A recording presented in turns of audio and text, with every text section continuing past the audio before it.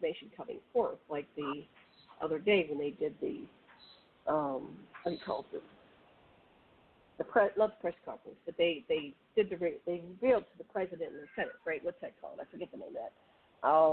Briefing. They did a briefing, right? So, and we're going to see something else, you know, in another couple of weeks. We've got all these television shows that are talking about the alien involvement into our history. So if this is a hot topic, and I don't want to do it for money, I don't want to do it for the caught, but I want to do it because it inspires me. It's exciting for me. I wake up and I go, oh, I get to be involved in this awakening, because we've been kept in the dark for so long by the repression of information. And I'm 65, and I'm so excited that, you know, when I was a kid, Star Trek came out. And when Star Trek premiered, I don't know what date it was, September or something, September 6th, 7th, 8th, 9th, something like that. I was so excited at the beginning. I had select people that I invited, and I had a color TV in my bedroom. I manipulated my poor father, he was so poor, to buy me a color TV because it was going to be in color, right? This was the 60s. A lot of shows were still in black and white, and I wanted to see this in color. And when the commercials came, I literally jumped up and down the bed. You know, I'm 12 years old, and I'm jumping up and down the bed, like screaming at a beetle, right? Like a beetle. I'm like, scream at you, ah! And then I had some other people in the room, and I'm just like screaming. I'm so excited. And then it goes back to the commercial, and I said, shh, and nobody could talk. You know, I've always been bossy, even when we were 12, right? So this is it's coming full circle. We've got Star Trek is still on. We're talking about interacting on a galactic and intergalactic level with intelligent beings that have civilization. So it started out in science fiction. It hasn't gone away. I was there when they tried to kill off Star Trek. You know, it was not a popular show. We had to fight for it. After season 1, they threatened to cancel it. So we're in a Star Trekkian reality, and I am so anxious for this to really happen on this 3D Earth human level. So we get this information from Corey Goode and the Secret Space Program and all these people coming forth and they're saying, hey, it is going on. It is real. We're just being held into this sort of darkness because they're sucking us dry, you know. They are killing the planet with fossil fuel systems, which are way obsolete, you know. They make us fly. For me, I have to fly from Hawaii. That's hard on the body. You're in this recycled atmosphere that's full of toxins. By the time you get out on the other end, they dump you on the mainland. You're sick. You caught somebody else's flu, virus, whatever. Everybody's in there coughing in recycled air. So I'm so ready for this. And so that's what I'm hoping, that we bring forth this. And maybe it doesn't matter what we call it. It's just start. And allow our ET friends to tell us what we're supposed to do. Yeah. There's two different ways of coming into, if I can jump in right fast. I mean, we can either create an acronym and put words to it, or we can take some words and then create an acronym that's speakable. Someone mentioned awakening a while ago, and that kind of triggered a thought pattern of awakening, because that's what we're wanting to do, is to be sure we can awaken everybody to wanting to understand what's going on in the whole universe, and that kind of brings the whole thing in there. Well, I thought it was already the Allied Command Organization. Didn't we run into a problem with that because it already exists in Europe? TJ, you were telling me about it earlier. Well, we look it up. The way we look it up in cyberspace, folks, whether fake or real, is the fact that we all use cyberspace, and the most popular web browser is Google. We don't really go into the torrent or the dark underground because people don't concern themselves that much unless you're a hacker or you're interested in some of the darker things. But I've only learned about that from watching YouTubes and hackers. So let's say we're going along at the various levels of streaming and cyberspace now to get people's attention to participate. And the world's very competitive. It's not going to change. that there's those in space competitive as explorers and trekkers, and there's on the planet. So I would say that we're working universally to become real. And the reason I wrote the story about the Allied Command was for my husband and us working in and out of uniform in underground, in space, and we had opportunities with consciousness. And it got me into, he and I both into quantum mechanics, quantum physics, lasers, and doing things that people didn't even know about. But now it appears the government is going to allow us to talk more about that, and we've been doing it for 20 years. I'm just becoming more vocal about it and asking people to join me in groups. And my husband's passed, so I asked Ken to step up. And what we're referring to is the Allied Command Organization. And we've sort of gone far with that because I've got a domain name called alliedcommand.org. And the concern was, would it be interfering with people's psyche when they looked on the Internet on their most popular browser as Google, or even if you use Explorer or Word, is how do we build it up? Well, the way we do that is what Janet and I, people that own domains, and the names are the location as an address in cyberspace. And a lot of people don't know that. They just know to go to their cell phone and put something in. And I see people all the time carrying around their phones. Well, our government in the world has got it where we're going to the next phase of communications in your consciousness. So they want people to be able to run their life or their business or both, what we call personal or business, or personal or professional, if you will, whichever way you want. So you automatically know that it's either for you personally or it's your business in cyberspace. So we're already separated that way. So then they want to know, are you going by your name in cyberspace, or are you going by your business?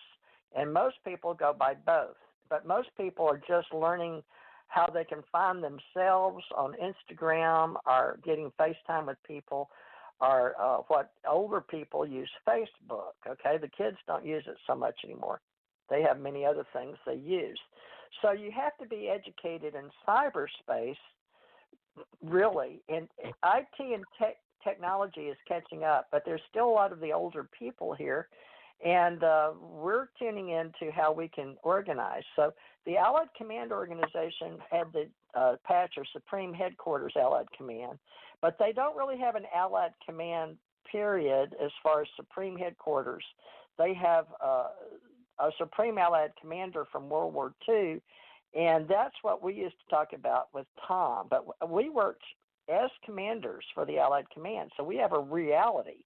Not everybody does. So for me, alliedcommand.org is what I got for an address. Now, the built-in, I've transferred it over to ACO Association, but I've got all the names out there. And we can put the data for the stories, videos, audio, and video for education, entertainment education, and communication of that through radio, television, YouTube, whatever. But I would suggest that since we're using Google, we go ahead with what we've got. And I had already been paying for assets, as had Janet, for years with addresses. Those are called domain names. Now, where you take your address, it's like training a child on the planet. You don't just have your own name, you have a business name. When you come together as an organization, you have an address so people can find you. But you also have to have a hosting place or a house where you build the house. And so I've got plenty of those, and I pay for archived housing information, data, and a place to put the archived information I have, and I call those different things. So I have UFO Secret Space.com, I have Allied Command Organization, and I have UFO Secret Space, UFO Association, and Allied Command Organization right now, bought and paid for. But what I'm doing is I'd like to use our tools and assets, regardless of what we're writing about, the topics we're covering, the stories we're covering, just like the History Channel, okay, or Gaia TV, or whatever you like. And those are the ones I talk to most when I do speak to people. And Metaphysical Institute is the one where people want to train the most. They want to know skills. So I, for me, have brought all that together, my husband and my history, how we were in uniform, out of uniform, how we were both historians, bring it all together and Mad's been working in radio for a long time, so he's great for helping us manage our time and efforts on these radio shows. Janet for talking about she wanted to do events, and then she wanted to meet people that had similar contact experiences, so we got involved with Edgar Mitchell and Free and sent our work in there, and we had done a little bit with MUFON, so we had a history there. But I think it came together when we were talking about doing Stargate to the Cosmos with Trekkers, and I've got Star Trekkers and Star Warriors, and Tommy Hawksblood was helping us in the beginning, and he was able to talk about all the UFOs and the dark arts and the type of things he's done with Bruce Cornett, believe it or not. And Bruce was recently, I never even knew they knew each other. So I'm into synchronicity in learning about people, as we all are.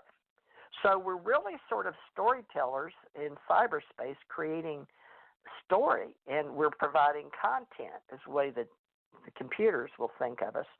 My big thing now and I hope Ahmed and Janet and Ken will understand when I say one of my missions was to make sure people knew the difference in intelligence work.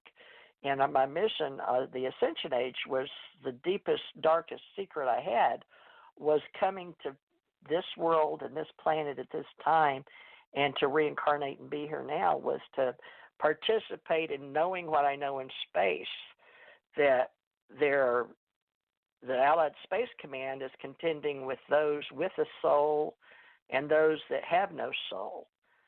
And a lot of people during this Ascension Age process are going to be having to come to terms with meeting people that aren't people the way you think of people now.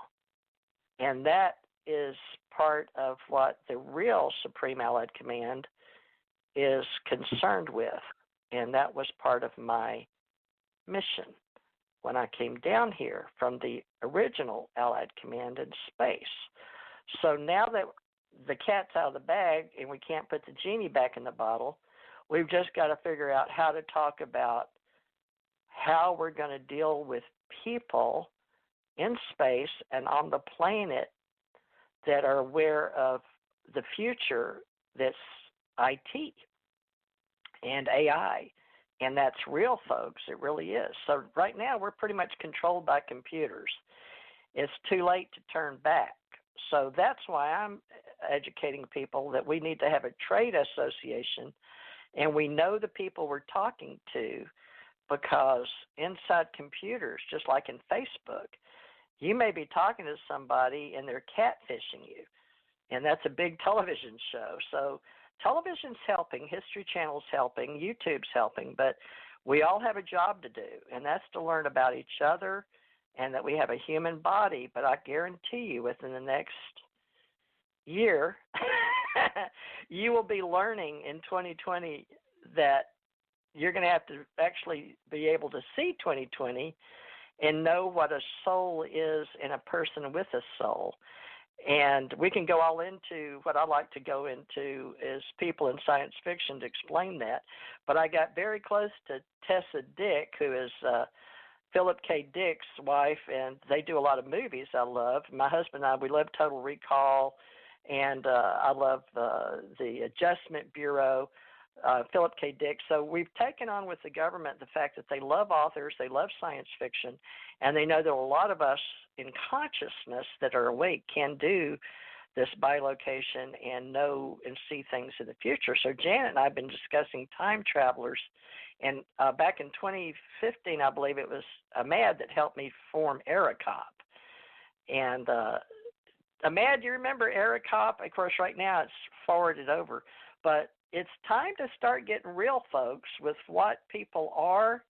And if you know who you're talking to, not just on YouTube, the voice you're hearing may be a person with a soul and not a soul. Is that too far down the rabbit hole? Ahmad, what do you think about what I just said? Because I'm telling the truth. I don't doubt there's people out there that have no soul. I mean, look at our politicians. I like that. We needed some lightening up, folks. That yeah. makes Sorry, I couldn't help it. You did good. So we did something that makes us. like Free and MUFON and ACO, I don't know, Allied Command Organization.